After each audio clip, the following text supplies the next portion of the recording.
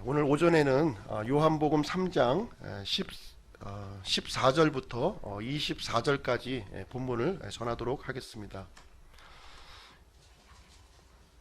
지난주 전한 말씀을 잠깐 요약하겠는데요. 지난주 전한 제목 기억하시는 분 계신가요? 가물가물하신가요? 반드시 다시 태어나야 하리라는 제목으로 이제 말씀을 전해드렸습니다. 그제서야 끄떡끄떡 하시는 분이 계신데, 영적 출생에 대한 이야기예요. 영적 출생에 대한 이야기입니다. 예수님께서 다시 출생하지 않으면 하나님의 왕국에 볼 수도 없고 들어갈 수도 없다, 이렇게 말씀을 해 주셨습니다. 다시 태어난다고 하는 말은 육체적으로 이렇게 다시 태어나는 것을 얘기하는 것이 아니라 영적인 출생을 우리에게 하시는 말씀이 되겠습니다. 반드시라는 말을 통해서 굉장히 이 말은 중요하고 긴급하고, 이것을 어기게 되면 위험해지거나 손실을 입게 된다, 이 얘기를 우리에게 해주고 있는 것입니다. 하나님과의 관계 회복을 위해서 이 영적인 출생, 다시 태어나는 것은 대단히 중요하고 긴급한 일이다 하는 것을 우리에게 말씀을 해 주셨습니다. 이것과 정반대되는 이야기가 창세기에 나오고 있습니다. 영적 죽음에 대한 이야기가 이제 나오고 있는데요. 창세기 2장 17절 말씀해 보시면 이런 말씀이 있습니다. 선악을 알게 하는 나무에서 나는 것은 먹지 말라. 그 나무에서 나는 것을 먹는 날에 내가 반드시 죽으리라 하시니라. 이런 말씀이 창세기에 기록이 되어 있어요. 요한복음에서는 반드시 다시 출생해야 될 것을 얘기해 주고 있고요. 창세기에서는 반드시 죽는 이야기가 거기에 기록이 되어 있습니다. 요한복음에서는 무엇인가 우리 사람들이 해야 할 것을 우리에게 말씀해 주고 있고요. 창세기에서는 무언가 하지 말아야 할 것을 우리에게 말씀을 해주고 있는 겁니다. 반드시라고 하는 말은 매우 중요하고 긴급한 것이고, 이것을 어기게 되면 위험과 손실이 뒤따른다 하는 내용을 얘기를 해주고 있습니다. 원래 사람은 어떻게 만들어졌냐면요, 하나님과 함께 영원히 살 수 있도록 이렇게 우리를 만들어 주셨어요. 창세기 말씀을 통해서 우리의 첫 조상인 아담과 이브는 하나님께서 금지하신 이 선악과를 먹음으로 말미암아 죽는 일이 이제 발생했다, 이렇게 기록을 해주고 있습니다. 이 성경에서 이 죽음이라고 하는 것은 이 분리라고 하는 뜻을 가지고 있습니다. 세 가지 분리가 이제 일어났는데요. 첫 번째 분리는 무엇이냐면 하나님과 분리가 이루어진 거예요. 죄를 범한 이 죄인은 이 거룩하신 하나님과 함께 할 수가 없었던 거예요. 그래서 하나님의 영광이 떠나게 되었고요, 하나님과 분리가 되었다, 이렇게 얘기해 주고 있습니다. 이것은 영적인 죽음을 얘기하고 있는 것이고, 즉각적으로 이것은 이제 이루어졌습니다. 두 번째 일어난 현상이 무엇이냐면 육체와 영혼의 분리가 이제 일어나는 것입니다. 이것은 육신적인 죽음을 얘기하고 있는 것인데, 이것은 서서히 일어나는 거예요. 서서히 노화가 되고 결국에는 죽음에 이르는 것이 얘기해주고 있습니다. 이 일이 이제 죄의 불순종 때문에 일어났다, 이렇게 얘기해주고 있는 것이고요. 세 번째 분리가 무엇이냐면 이 세 번째 분리는 영원한 분리예요. 이 거룩하신 하나님, 나를 창조해 주신 하나님과 영원히 분리되어서 이 영원한 심판 가운데 들어가는 것을 얘기해 주고 있습니다. 이것은 육체의 죽음 이후에 닥칠 일을 우리에게 말씀해 주고 있는데요. 반드시 죽으리라고 하는 이 내용을 어김으로 말미암아 모든 인류에게 이 세 가지 분리가 우리에게 일어났고, 숙명적으로 우리는 이제 닥쳐 있는 우리 현실임을 얘기해 주고 있는 것입니다. 그래서 요한복음에서는 하나님께서 보내주시고자 하는 이 메시아가 육체의 몸을 입고 이 땅에 오셨고, 이제 하나님과의 회복을 지금 이제 위에서 진행을 하고 있는 말씀이 되겠습니다. 그래서 반드시 다시 태어나야 하리라 하는 말씀을 여기서 해주고 있는 것입니다. 반드시 다시 태어나는 일을 통해서 하나님의 생명, 영적인 출생이 이제 이루어진다 하는 내용을 얘기해주고 있습니다. 이것은 선택의 문제가 아니에요. 해도 되고 안 해도 되는 것이 아니라 반드시 해야 된다, 이 얘기를 해주고 있는 것입니다. 요한복음 3장 7절 말씀해 보시면 내가 내게 이르기를 너희가 반드시 다시 태어나야 하리라 한 것에 놀라지 말라, 이렇게 얘기를 해주고 있는 거예요. 이 얘기는 지금 예수님께서 니고데모와 지금 대화하고 있는 장면이에요. 대화 중에 이 얘기를 해주고 있는 것입니다. 이 말씀을 좀 자세히 읽어보시면 예수님과 니고데모가 개인적인 대화를 하고 있지만 이스라엘 전체를 향해서 지금 하시는 말씀인 것을 우리는 이제 이 말씀을 통해서 알 수가 있습니다. 7절 말씀을 보시면요, 내가 네게 이르기를, 예수님께서 니고데모에게 이르기를, 너희가, 복수의 대명사로 지금 이제 바뀌어지는 모습을 우리가 볼 수가 있는 것입니다. 너희가 반드시, 그러니까 니고데모를 포함한 이스라엘 전체를 향해서 하시는 말씀이에요. 이 말씀은 개역 성경을 통해서는 이 말씀을 이제 분간하기가 매우 어렵습니다. 그냥 니고데모에게 하신 말씀으로 이해할 수밖에 없어요. 그러나 흠정역 성경을 통해서는 니고데모와의 이 대화를 통해서 예수님께서는 이 이스라엘 전체를 향해서 하시는 말씀이구나 하는 사실을 우리는 알 수가 있는 것입니다. 그래서 이 말에 대해서 놀라지 말라, 지금 이 얘기를 이제 예수님께서 하시는 말씀입니다. 이 세상에는 영적으로 두 종류의 가족이 지금 존재하고 있습니다. 하나는 마귀의 가족과 하나는 하나님의 가족이에요. 영적으로 마귀에게서 출생한 사람이 있고 영적으로 하나님에게서 출생한 사람이 있다, 이 얘기를 해주고 있는 것입니다. 육체적으로 한 번 태어난 사람은 마귀의 가족에 이렇게 들어가게 됩니다. 그렇다고 해서 이 육신의 부모님이 마귀다 이렇게 말씀드리는 건 아니에요. 영적으로 그렇다는 거예요. 영적인 신분이 한 번 태어난 사람은, 한 번 경험한 사람은 이 영적으로 이제 마귀의 가족에 자연스럽게 소속되어 있다 하는 얘기를 해주고 있는 것입니다. 이것을 받아들이든 받아들이지 않든 상관이 없어요. 이것은 하나님께서 우리에게 하시는 말씀이 되겠습니다. 아무리 훌륭한 가문에서 태어나고 아무리 좋은 부모에게서 태어났을지라도 예외가 없다는 겁니다. 한 번 출생한 사람은, 육체의 출생만 경험한 사람은 예외 없이 마귀의 가족에 영적으로 속해 있다, 이렇게 얘기를 해주고 있는 것입니다. 심지어 기독교 집안에서 태어나도 안 돼요. 육체의 출생 가지고는 하나님의 왕국에 우리는 들어갈 수 없음을 얘기해주고 있습니다. 교육을 많이 받아도 안 되고요, 어떤 수양이나 종교 행위로도 안 되는 겁니다. 돈으로도 안 되고 지위로도 안 되는 거예요. 아무것도 안 돼요. 지금 예수님께서 니고데모와 대화를 하고 있는데, 이 니고데모와 같이 명성을 갖추고 이스라엘의 종교 지도자인 이 니고데모도 예외가 아니라는 거예요. 당신은 지금까지 많은 명성과 부와 명예를 얻었지만 하나님의 왕국을 볼 수도 없고 지금 들어갈 수도 없다, 지금 이렇게 예수님께서는 하고 있는 것입니다. 여기에서 벗어날 수 있는 길을 예수님께서 제시해주고 있는데요, 그것은 무엇이냐면 다시 태어나는 거예요. 영적으로 다시 출생한 사람만이 하나님의 왕국을 볼 수 있고 또 들어갈 수 있다, 이렇게 얘기를 해주고 있는 것입니다. 그러나 불행하게도 니고데모는 이 예수님의 말씀을 받아들이지 않는 모습을 우리는 볼 수가 있습니다. 11절 말씀 보겠습니다. 11절, 진실로 진실로 내가 네게 이르노니 우리가 아는 것을 말하고 우리가 본 것을 증언하노라. 그러나 너희가 우리의 증언을 받아들이지 아니하는도다. 그래서 니고데모뿐만 아니라 니고데모를 포함한 이스라엘 전체가 예수님께서 보고 들은 것을 증언함에도 불구하고 그것을 받아들이지 않고 있는 이 모습, 딱딱한 마음, 물질을 쥐고 있고 이 세상을 쥐고 있는 그 모습을 우리는 이제 보고 있는 것입니다. 히브리서 9장 27절 말씀 보시면, 한 번 죽는 것은 사람들에게 정해진 것이요 이것 뒤에는 심판이 있다, 이렇게 얘기해주고 있습니다. 한 번 육체의 출생을 경험한 사람은 육체의 죽음을 이제 맞이하게 되고 두 번째 영원한 심판을 맞이하게 된다, 이렇게 우리에게 말해주고 있는 거예요. 그러나 다시 태어난 사람은 육체의 죽음은 우리가 맞이하게 되지만 두 번째 죽음은 면제를 받는다는 것을 우리에게 말씀해주고 있습니다. 다행히 우리가 살아있을 때 재림하시는 예수님을 우리가 맞이하게 된다면 우리는 육체의 죽음을 맞이하지 않고 아마 이제 들림을 받게 될 것입니다.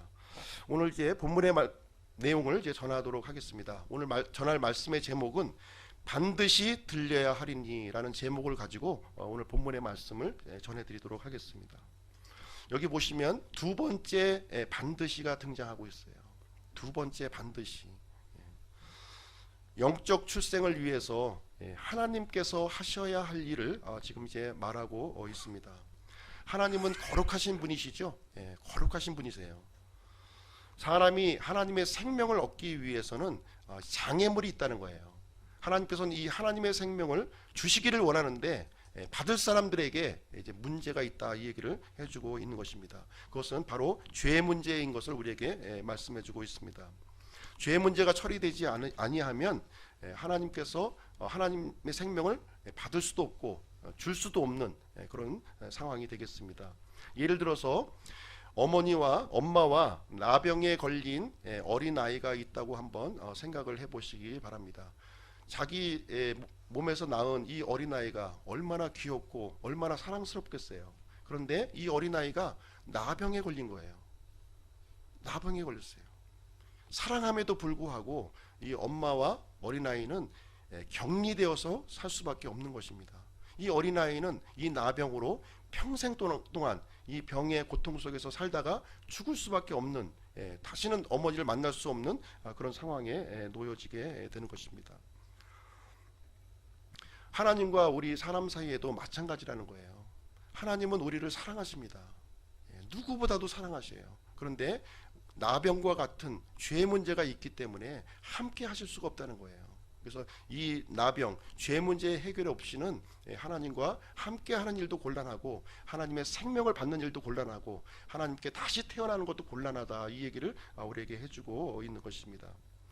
이 죄 문제를 해결하기 위해서 바로 오신 분이 바로 예수 그리스도시라고 우리에게 말씀해주고 있는 것입니다.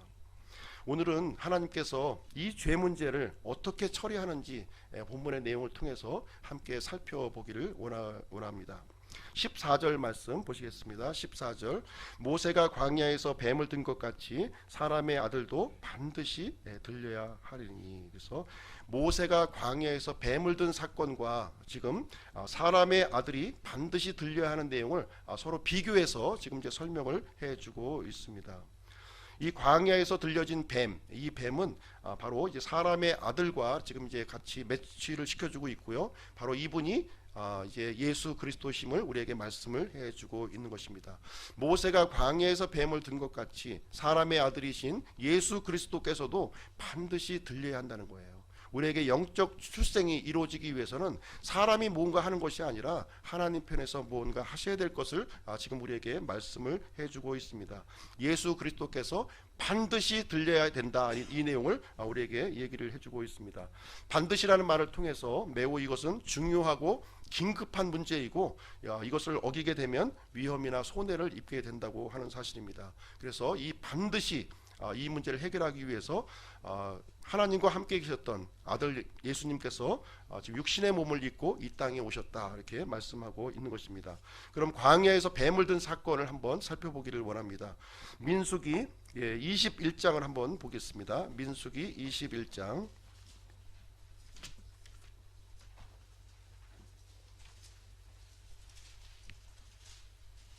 민수기 21장 4절부터 9절 말씀입니다.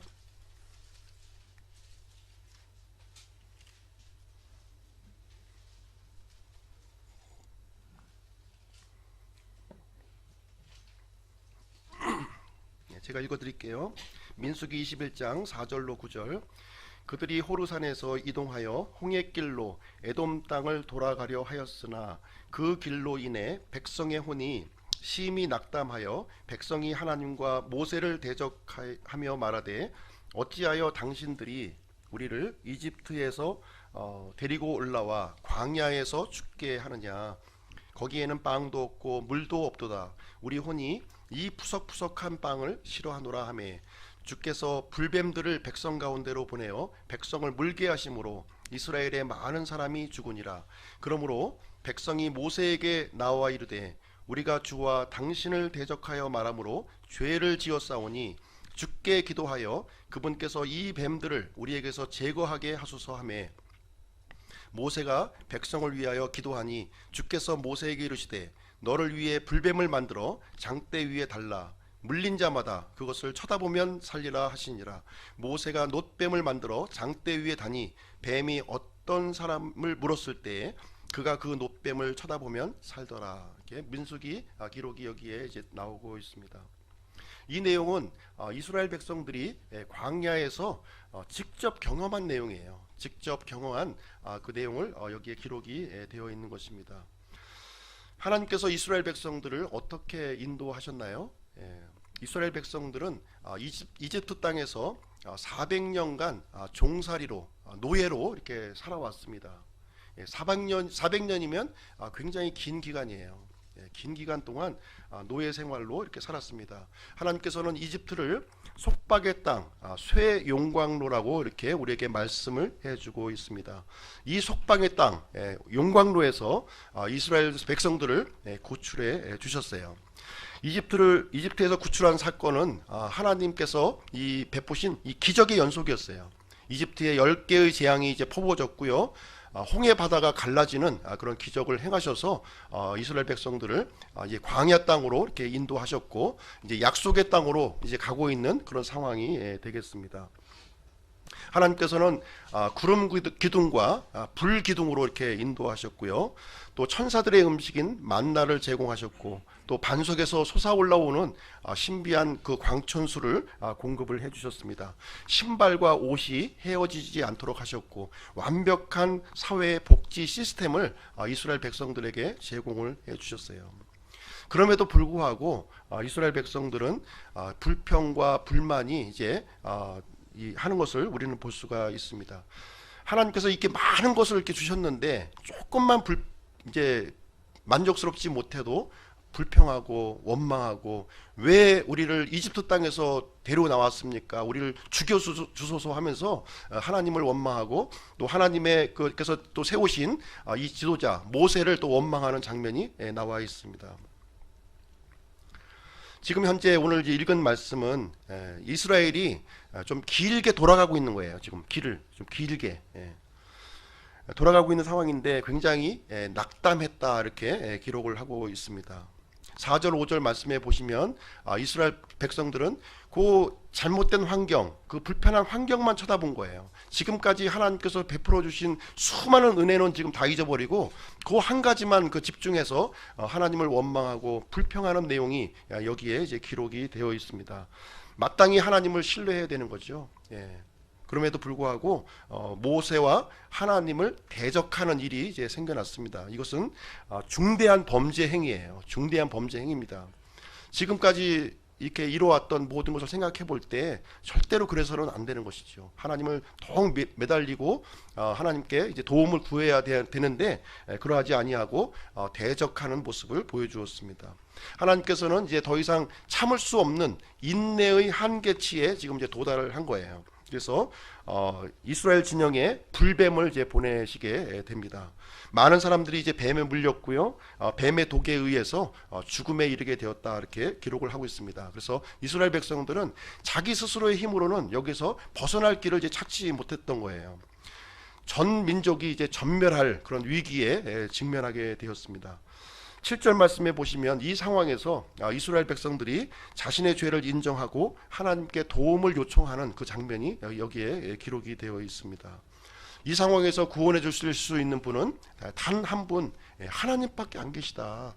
하나님께 도움을 요청해야 되겠다, 그런 마음을 이제 갖게 되었습니다.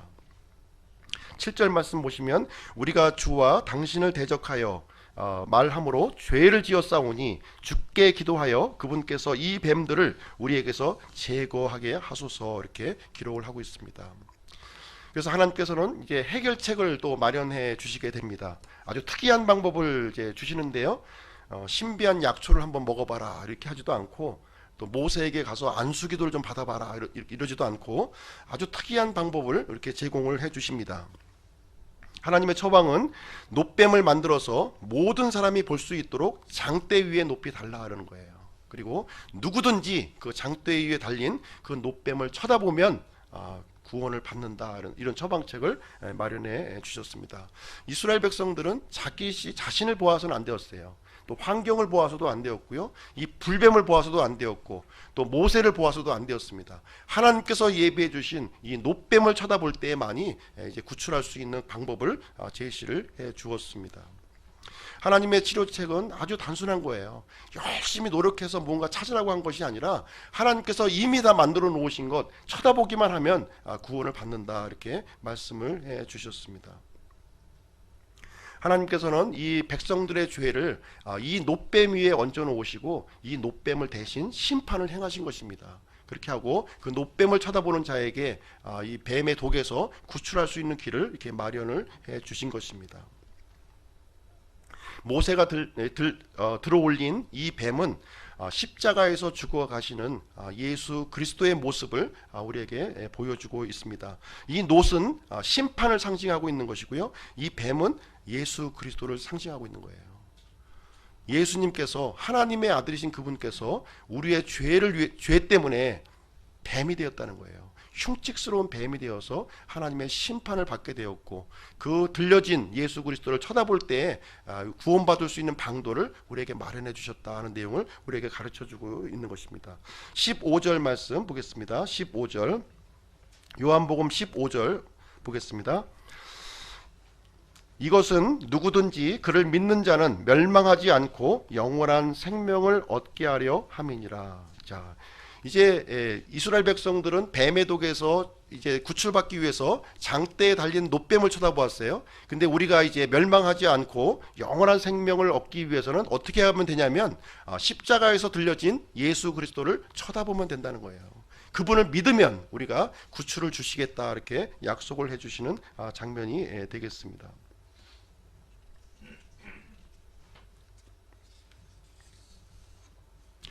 믿는 자들에게 이제 주어지는 그 처방이 15절 말씀에 보면 영원한 생명으로 기록하고 있습니다. 영원한 생명.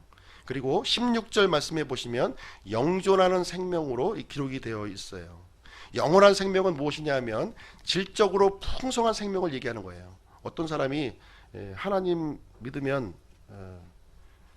영원히 산다 이렇게 했더니 너무 지루해서 하나님 못 믿겠다고 이렇게 하시는 분이 있어요. 하나님께서 우리에게 주시는 생명은 그냥 단순하게 이렇게 물리적으로 긴 기간을 얘기하고 있는 것이 아니라 풍성한 생명을 얘기해주고 있는 거예요. 영어 표현으로 이터널 라이프로 이렇게 표현해서 풍성한 생명입니다. 풍성한 생명. 그리고 16절 말씀해 보시는 영존하는 생명은 질적 이제 물리적으로 긴 생명을 얘기하는 거예요. 끊임없이 이어지는 긴 생명을 얘기해주고 있습니다. 개역 성경으로는 이제 이 말이 이제 구분되어 있지 않고요, 그냥 영생으로만 되어 있습니다. 그러나 흠정역에는 우리에게 주시는 하나님의 이 생명이 영원한 생명이요 영존하는 생명이다 이렇게 얘기를 해주고 있는 거예요. 질적으로도 풍성하고 또 양적으로도 이렇게 풍성한 긴 생명이다 이렇게 우리에게 말씀을 해주고 있는 것입니다. 그리고 15절 말씀을 통해서 또 한 가지 알 수 있는 것은 무엇이냐면 이것은 누구든지 그를 믿는 자는 멸망하지 않고 영원한 생명을 얻게 하려 함이라 이런 표현을 통해서 예수님을 믿는 자는 영원한 생명을 현재 소유한다 이런 뜻이에요. 소유한다. 지금 현재형으로 되어 있어요. 예수님을 믿으면 미래에 영원한 생명을 우리가 얻는 것이 아니라 믿는 순간 영원한 생명을 소유하게 된다고 지금 얘기해 주는 말씀이 되겠습니다. 믿는 순간 소유하는 거예요. 놀랍지 않습니까? 대부분의 종교들은 나중에 우리가 얻는다고 그래요. 나중에 죽은 뒤에 얻는다고 그래요. 죽은 뒤에 가서 그것이 아니라면 얼마나 허망하겠어요. 살아온 인생이 전부 헛수고 아닙니까? 허탕이에요. 그러나 하나님께서 우리에게 주시는 생명은 지금 믿는 순간 우리에게 주어지는 생명이라고 얘기해주고 있습니다. Have eternal life에서 내가 소유한다 이렇게 우리에게 말씀을 해주고 있습니다. 기독교에서 말하는 믿음과 일반 종교의 믿음을 한번 제가 잠깐 차이점을 제가 설명을 좀 해드리도록 하겠습니다.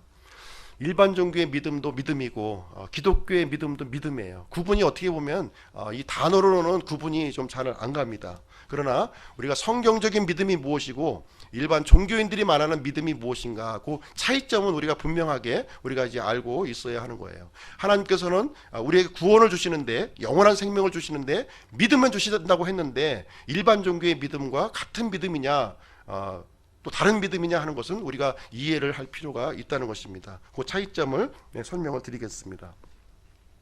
일반 종교의 믿음은 나의 믿음이에요. 내가 믿는 믿음입니다. 내가 믿는 믿음. 그리고 이 믿음은 내 속에서 생성되는 거예요. 사람 속에서 생성되는 믿음이 일반 종교의 믿음입니다. 그래서 이 믿음은 끊임없이 수양하고 갈고 닦아야 돼요. 그럼에도 불구하고 그 결과적으로는 결과를 알 수가 없다는 거예요. 결과를 예측할 수가 없어요. 불확실하고 불안전하고 알 수가 없는 그런 믿음이 되는 것입니다. 그저 내 스스로가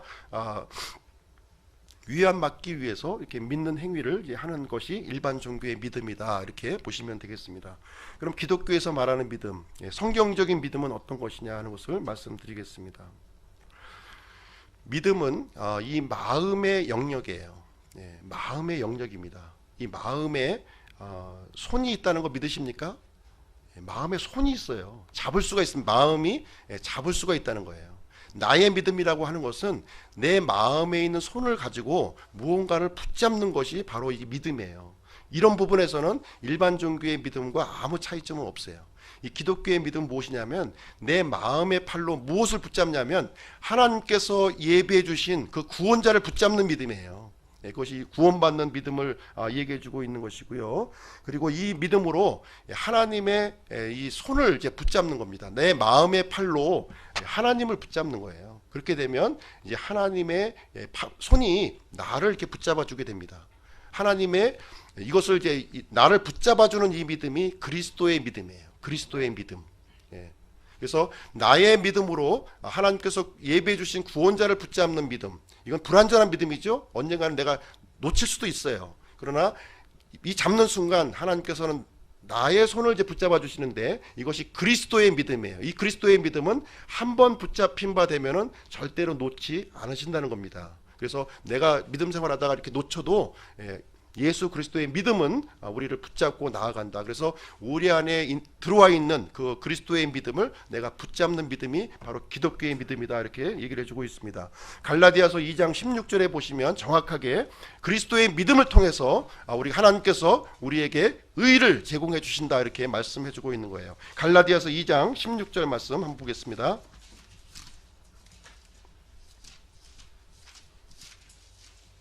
갈라디아서 2장 16절 같이 한번 읽어보시죠. 시작. 사람이 율법의 행위로 의롭게 되지 아니하고 오직 예수 그리스도의 믿음으로 되는 줄 알므로 우리도 예수 그리스도를 믿었나니 이것은 우리가 율법의 행위가 아니라 그리스도의 믿음으로 의롭게 되고자 함이라. 율법의 행위로는 어떤 육체도 의롭게 될 수 없느니라. 나의 믿음으로는 의롭게 될 수가 없어요. 단지 예수 그리스도를 붙잡는 믿음이라는 거예요. 그런데 나에게 하나님의 의를 제공해 주는 것은 무엇이냐면 예수 그리스도의 믿음이 나를 의롭게 해준다, 이렇게 얘기를 해주고 있는 것입니다. 그래서 내 안에 들어와 있는 이 그리스도의 믿음은 하나님의 말씀을 통해서 외부에서 우리 안으로 들어오는 믿음이에요. 내 안에 생성되는 믿음이 아니라 하나님의 말씀을 통해서 그리스도의 믿음이 우리에게 들어오는 것입니다. 로마서 10장 17절 말씀에 보시면 믿음은 들음에서 오고 들음은 하나님의 말씀을 통해서 우리에게 온다고 이렇게 말씀을 해주고 있는 겁니다. 그래서 이제 그리스도의 믿음이 우리 안에 들어오게 되면 처음에는 좀 이제 자그마합니다. 그래서 우리는 일반 종교처럼 갈고 닦는 것이 아니라 이것을 점점 더 풍성하게 하는 거예요. 그래서 하나님의 말씀을 우리가 자주 접하고 하나님의 말씀을 자주 듣고 하나님의 말씀을 내 마음에 담아둘수록 이 믿음이, 그리스도의 믿음이 점점 더 풍성하게 되는 것을 우리는 경험하게 되는 것입니다. 그리고 믿음의 결말은 무엇이냐면 우리 혼의 구원이다, 이렇게 얘기를 해주고 있는 거예요. 일반 종교는 이 믿음의 결말이 구원을 받을지 안 받을지 몰라요. 불확실한 가운데 죽습니다. 그때 가서 아니에요 그러면 뭐 헛사는 거죠. 지옥에 가야 되는 거잖아요. 그렇지만 우리의 그 기독교의 믿음은 이 믿음의 결말이 혼의 구원이다 얘기해주고 있습니다. 베드로전서 1장 9절 말씀 한번 볼게요. 베드로전서 1장 9절.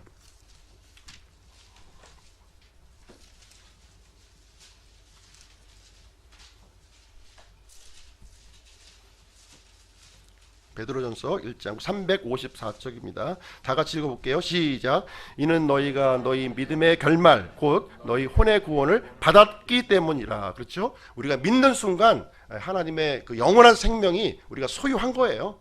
소유하고서 우리가 소유한 상태에서 우리가 믿음의 삶을 살아가는 겁니다. 이 영원한 생명을 얻기 위해서 열심히 노력하는 게 아니에요. 믿는 순간 우리에게 영원한 생명이 쑥 들어오는 것이고 그 생명이 이제 자라나는 일이 우리에게 이루어진다 얘기해주고 있는 것입니다. 그래서 우리가 이 그리스도의 믿음이 중요한 겁니다. 하나님의 말씀을 통해서 이 그리스도의 믿음을 소유해야 되는 것이고요. 이 구원이라고 하는 것은 믿음의 부산물이에요.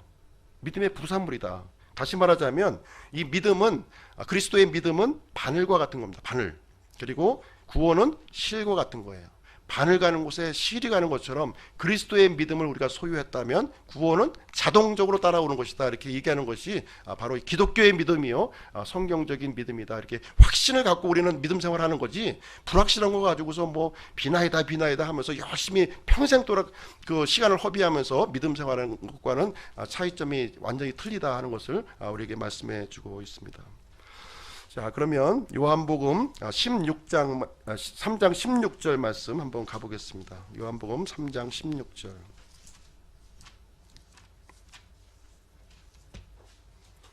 요한복음 3장 16절은 우리 믿음의 결과를 우리에게 말씀해 주고 있는 말씀이 되겠습니다. 위대한 하나님의 말씀이고요. 3장 16절 같이 한번 읽어볼게요. 시작. 하나님께서 세상을 이처럼 사랑하사 자신의 독생자를 주셨으니 이것은 누구든지 그를 믿는 자는 멸망하지 않고 영존하는 생명을 얻게 하려 하심이니라. 네. 이 말씀은 많이 암송하셨죠? 예, 노래로도 있고 많이 이제 귀에 익숙한 그 말씀이 되겠습니다. 이 요한복음 3장 16절은 요약된 복음이고요. 우리가 친숙한 구절이 되겠습니다. 하나님의 위대함을 알려주는 이런 구절이 되겠습니다. 한 단어 한 단어 제가 잠깐 이제 말씀을 드릴게요. 한 단어 한 단어가 굉장히 중요한 의미를 갖고 있는데요. 첫 번째로 하나님께서, 하나님 어떤 분이신가요? 온 우주 만물을 창조하시고 우리 사람을 하나님의 형상대로 창조하셨으며 지금 이 만물들을 질서 있게, 조화 있게, 아름답게 지금 유지하고 계신 분이 바로 하나님이십니다. 이 하나님은 가장 위대하신 분이라고 하는 사실 믿으십니까? 가장 위대하신 분이 하나님이세요. 하나님을 만나는 것이 대단히 중요한 것입니다. 두 번째, 세상을, 이 세상이라고 하는 것은 성경에서 두 가지 뜻으로 용례로 사용하고 있습니다. 사람들을 의미할 때가 있고 이 세상 시스템을 얘기할 때가 있는데 여기에서는 사람들을 얘기하고 있는 거예요. 모든 인류, 모든 엄청나게 많은 그 수많은 인류들을 지금 이제 세상이라는 표현을 해주고 있습니다. 가장 위대한 숫자가 됩니다. 가장 위대한 숫자예요. 그리고 세 번째, 이처럼 사랑하사. 이처럼 하나님께서 우리를 사랑하셨는데, 세상을 사랑하셨는데 이처럼이라고 하는 단어를 사용하고 있어요. 영어로 soul라는 soul love 이렇게 사용하고 있는데, 이처럼 사랑하는 이 사랑은 어떤 사랑이냐면 인간 수준의 사랑이 아니라는 거예요. 부모와 자식 간의 사랑이 아니라 하나님 수준의 사랑, 초월적인 사랑, 끝이 없는 지극히 높은 그 사랑임을 우리 그 사랑으로 우리를 사랑하셨다 이렇게 말씀을 해주고 있는 것입니다. 가장 위대한 사랑이에요. 가장 위대한 사랑. 네 번째, 자신의 독생자를, 자신의 독생자를, 이것은 무엇이냐면 독생자는 하나님과 특별한 관계에 있는 분이에요. 특별한 관계에 있는 분. 유일무이한 관계에 있는 이분을 우리에게 주셨다는 거예요. 내가 갖고 있는 지갑에서 뭐 10,000원짜리 50,000원짜리 주는 거 쉬운 일이에요. 그죠? 근데 내 전부를 주는 거는 쉬운 일이 아닙니다. 하나님 자신을 우리에게 내주셨다 얘기를 해주고 있는 것입니다. 독생자를 내주셨다는 거예요. 그래서 가장 위대한 선물입니다. 하나님께서는 갖고 계신 것 중에 일부 좀 뭐 불쌍해서 이렇게 좀 던져주는 것이 아니라는 거예요. 자신을 이렇게 우리에게 주셨다 얘기해 주고 있습니다. 그래서 가장 위대한 선물, 자신의 독생자를 주셨습니다. 다섯 번째, 주셨으니.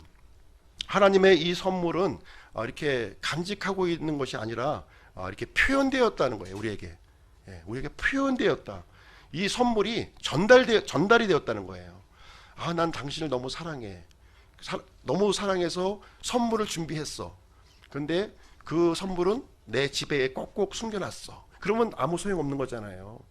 준비했으면 이 선물이 전달이 되어야 되고 표현이 되어야 됐을 때 의미가 있고 효력이 있는 겁니다. 하나님께서는 자신의 위대한 선물을 우리에게 주셨다, 주신 바 되었다 이렇게 말씀하고 있는 것입니다. 이것은 하나님의 가장 위대한 실천이 되겠습니다.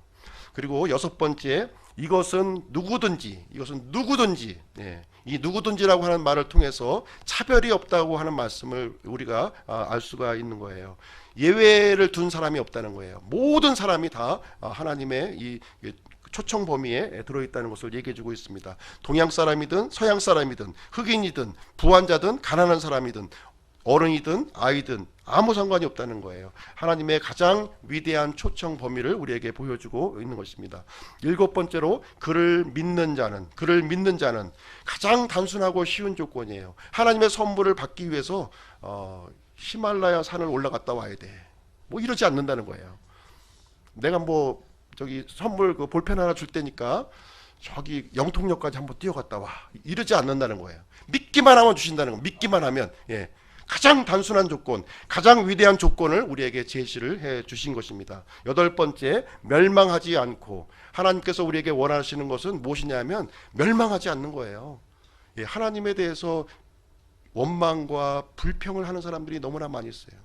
하나님이 혹시 나에게 손해를 끼치지 않을까? 하나님은 절대로 손해를 끼치지 않는 분이라는 거예요. 우리가 멸망하지 않기를 원하신다. 그래서 하나님은 가장 위대한 구출자가 되신다 하는 말씀을 우리에게 해주고 있습니다. 아홉 번째로 영존하는 생명. 이것은 영원히 지속되고 멈추지 않는 것을 얘기해주고 있는 것입니다. 영원히 지속되는 거예요. 그것을 가장 위대한 소유를 우리에게 주고 있는 말씀이 되겠습니다. 열 번째로 마지막으로 얻게 하려 하심이라. 아까도 말씀하셨지만 현재형으로 되어 있어요. 믿는 순간, 누구든지 믿는 순간 하나님의 이 위대한 선물을 이제 즉시로 소유한다, 이렇게 얘기를 해주고 있는 것입니다. 이것은 이 말씀을 통해서 가장 위대한 확실성을 우리가 가질 수가 있는 것입니다. 지금 주긴 주는데 뭐 앞으로 100년 후에 줄게.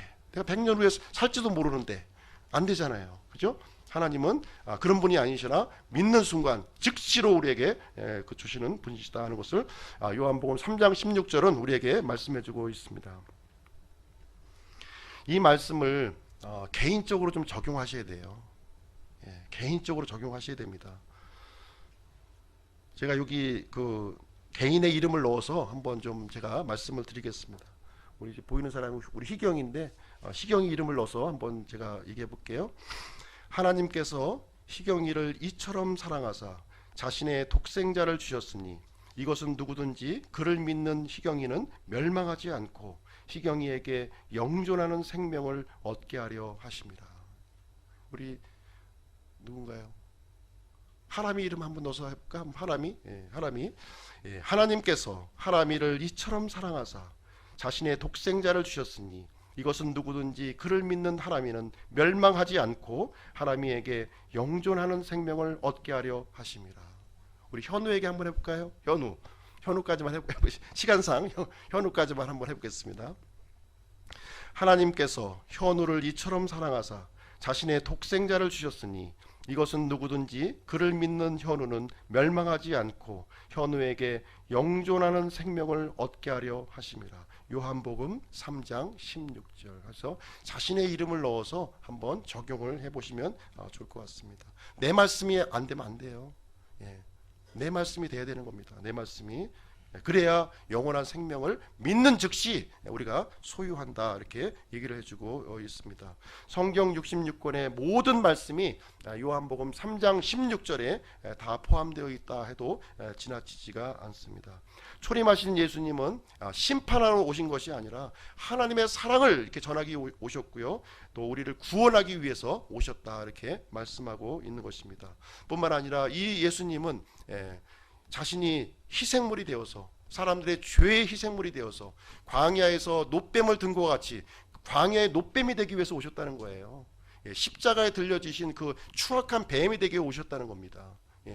모든 사람의 이 쇳덩어리가 되어 주셨다고 하는 것입니다. 그래서 하나님께서는 예수님을 쇳덩어리로 보시고 심판하시고 모든 사람들을 하나님의 영원한 생명을 받을 수 있는 그런 생명의 길로 우리를 인도를 하신다는 내용이 되겠습니다. 요한일서 4장 4장 말씀 한번 볼게요. 요한일서 4장.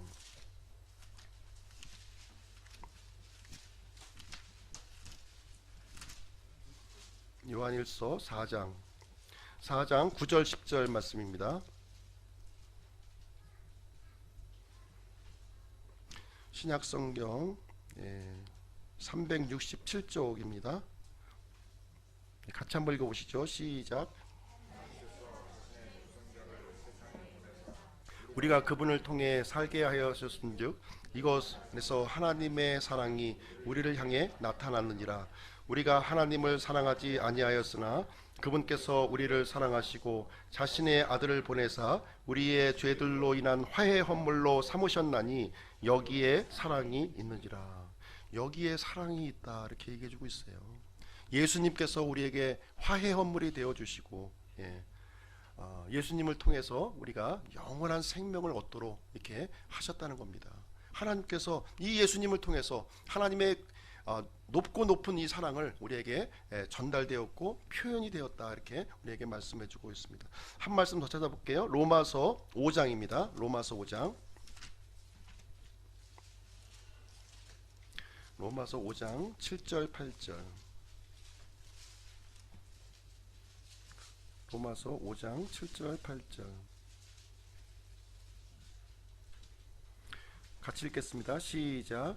의로운 사람을 위해 죽으려는 자가 거의 없고 선한 사람을 위해 감히 죽고자 하는 자가 혹 있거니와 우리가 아직 죄인 되었을 때 그리스도께서 우리를 위해 죽으심으로 하나님께서 우리를 향한 자신의 사랑을 당당히 제시하시느니라.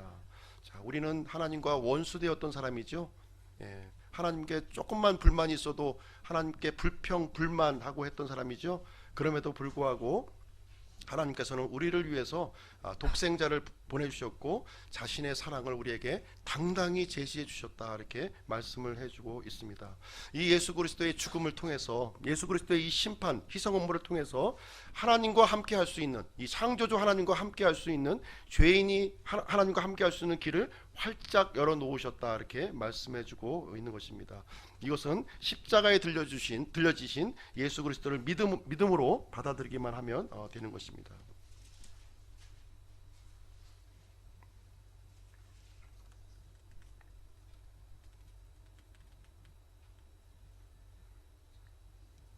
17절 말씀 보시겠습니다. 요한복음 3장 17절.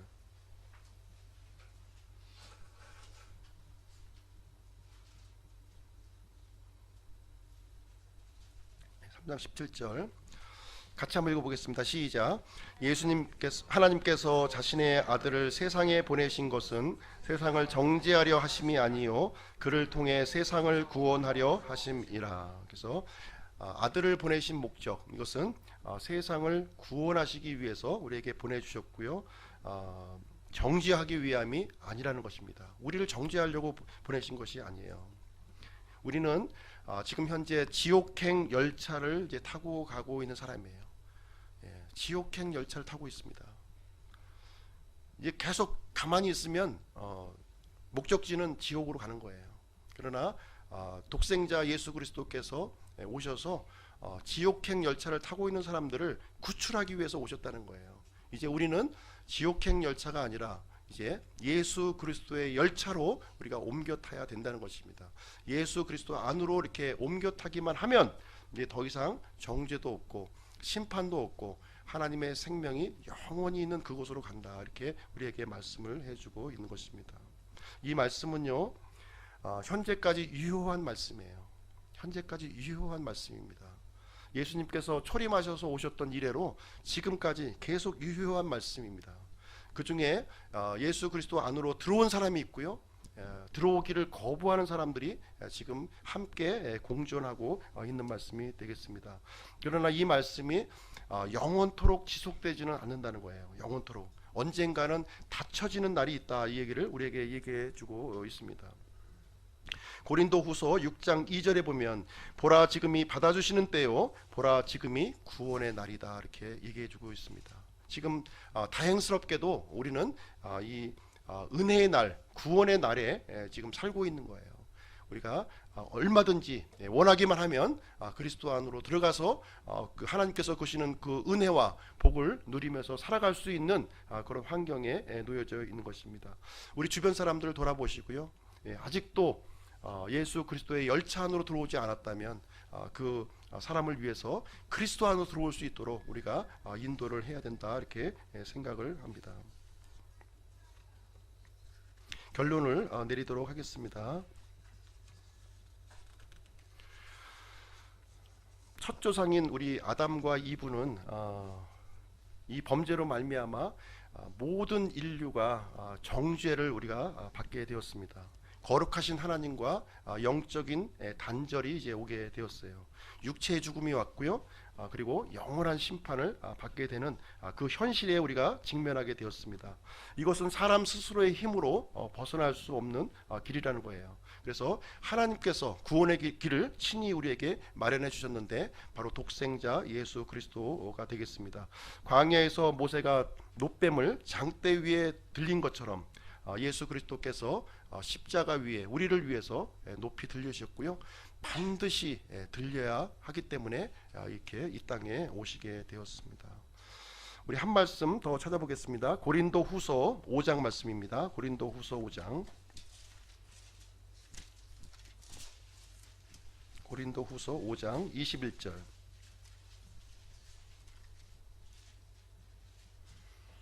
같이 한번 읽어보겠습니다. 시작. 하나님께서 죄를 알지 못한 그분을 우리를 위하여 죄가 되게 하신 것은 우리가 그분 안에서 하나님의 의가 되게 하려 하심이라. 그래서 예수님은 죄를 알지 못하는 분이에요. 죄가 없는 분이신데도 불구하고 우리를 대신해서 죄덩어리가 되었다, 저주가 되었다, 또 정죄가 되었다, 이렇게 말씀하시고 있습니다. 그 정죄함을 통해서 우리가 하나님의 의를 우리가 입게 되었다는 것을 말씀해 주고 있습니다. 하나님께서는 범죄한 아담과 이브를 위해서 마련해 주신 것이 무엇이었나요? 가죽옷을 마련해 주셨어요. 가죽옷. 가죽옷. 이 가죽옷은 일시적인 의예요. 일시적으로 하나님 앞에 나아갈 수 있는 의를 이렇게 제공해 주셨습니다. 그러나 예수님께서 십자가의 죽으심을 통해서 우리에게 의의 옷을 마련해 주셨습니다. 이 의의 옷은 완전한 옷이에요. 영원한 옷입니다. 이 옷을 덮어 씌우기만 하면 우리가 아무리 하나님 앞에 죄를 지었더라도 보지 않으신다는 거예요. 그 죄를 보지 아니하시고 예수님의 그 심판과 정죄 받으심을 보시겠다, 이 얘기를 우리에게 해주고 있는 것입니다. 그래서 우리가 이제 십자가에 들려지신 예수님을 우리가 구원자로 믿게 되면 우리가 예수님의 의의 옷을 우리가 값없이, 우리의 어떤 행함 그거 없이, 값없이 우리는 공짜로 의의 옷을 입게 됩니다. 거룩하신 하나님과 영원한 생명, 영존하는 생명의 길이 이제 우리에게 열렸다는 것을 요한복음을 통해서 우리에게 알려주시는 말씀이고요. 요한복음 3장 16절 제가 한 번 더 읽고 오늘 내용 마치도록 하겠습니다. 하나님께서 세상을 이처럼 사랑하사 자신의 독생자를 주셨으니 이것은 누구든지 그를 믿는 자는 멸망하지 않고 영존하는 생명을 얻게 하려 하심이라. 위대한 말씀을 우리에게 허락해 주셨습니다. 자, 기도하고 마치겠습니다.